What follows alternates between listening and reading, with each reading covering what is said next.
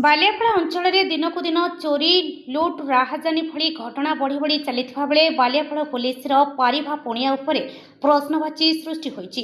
तेबे राति चोरी गोटे नीतिदिनिया घटना होता बेले पुलिस निष्क्रियता फल लुटेरा माने दिन में लुट करने को साहस करुछंती।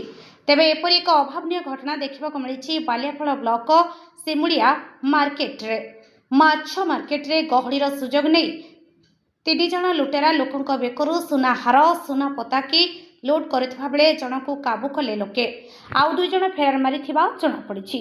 तेबे सूचनार प्रकाश लुटेरा मध्यरु जड़े युवक छोट पिला बेकरू पताकी काटुवा बेले लोक मैंने देखि काबू करथिले युवक को।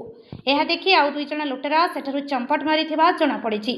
तेबे लुटेरा युवकों घर जलेश्वर अंचल बोली जनापड़ा बेले लुटेरा को गछरे बांधी लोक मैंने उत्तम मध्यम देइछंती। तेबे घटना ठारू मात्र 1000 मीटर दूर में बालियापाड़ा थाना होइथिबा बेले बालियापाड़ा पुलिस देखा नथिला।